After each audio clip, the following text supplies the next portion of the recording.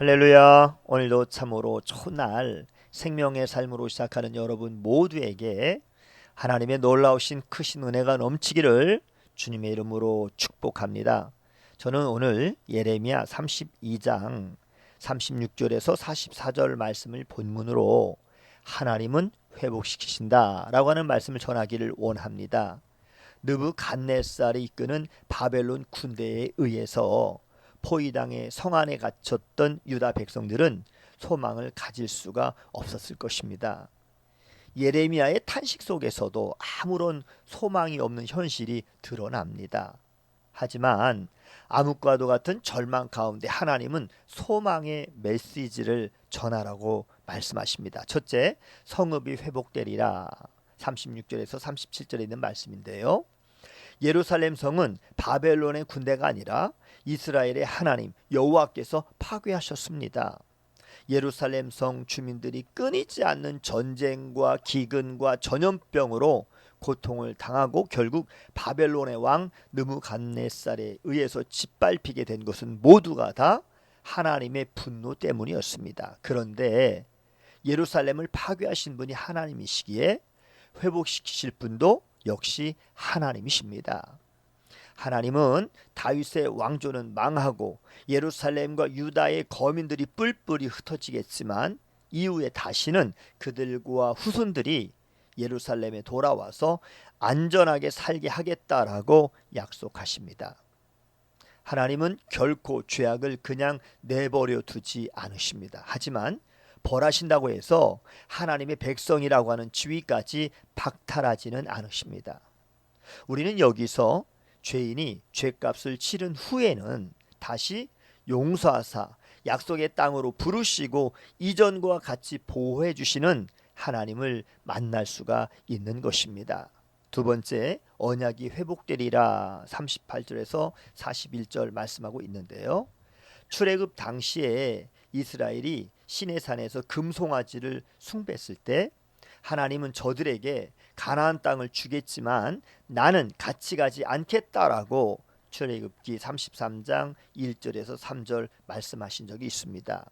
그때 모세를 비롯한 이스라엘의 모든 사람들은 슬퍼하면서 자기 몸을 단장하지 않고 철저하게 하나님 앞에 회개했는데요. 이는 하나님이 함께 하시지 않는다면 아무리 땅을 차지한다 할지라도 아무 소용이 없음을 잘 보여주고 있는 사건입니다.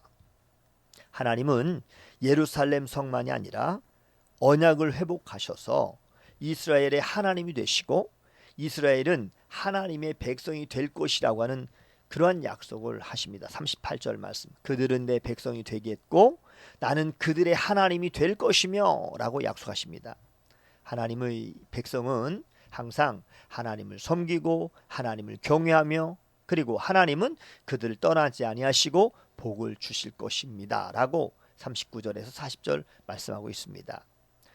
애굽에서 이스라엘을 이끌어내셔서 가나안 땅을 주셨을 때처럼 하나님은 이스라엘에게 복을 주셔서 그들은 가나안 땅에서 살게 될 것입니다. 41절 말씀에도 내가 기쁨으로 그들에게 복을 주되 분명히 나의 마음과 정성을 다하여 그들을 이 땅에 심으리라.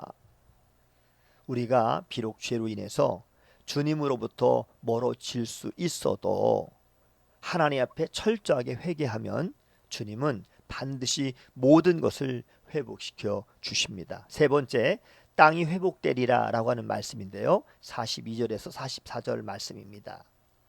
예레미야는 땅을 샀지만 사실 그가 살아있는 동안 그 땅의 소산을 먹을 가능성은 거의 없었습니다. 하지만 하나님은 예레미야가 그 땅을 사는 모습을 통해서 유다 백성이 반드시 그 땅으로 돌아와 소산을 먹고 하나님의 복을 누릴 것을 보증해 주십니다.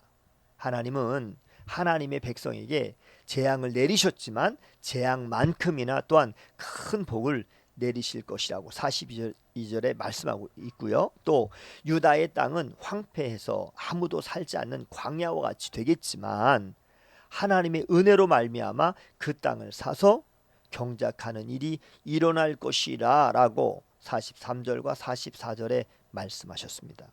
그러므로 예레미야가 땅을 산 것은 결코 어리석은 선택이 아니라 하나님의 구원을 보여주는 증거의 역할을 하게 됩니다. 예레미야는 수십 년 후에 베푸실 하나님의 은혜를 바라보았습니다.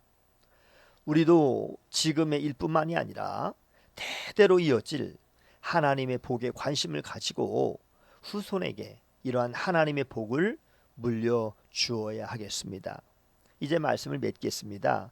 인생 가운데 어두운 터널과 같은 시기를 만날 때마다 혹시 그것이 하나님이 우리 죄를 드러내시는 징계의 회초리가 아닌지를 점검해 봐야 합니다. 만약 그렇다면 주님 앞에서 철저하게 회개하십시오. 그러면 주님은 모든 것을 회복시킬 것이고 그리고 이전보다 더 큰 복을 허락해 주실 것입니다. 화가 변하여 복이 되기를 주님의 이름으로 축복합니다. 샬롬.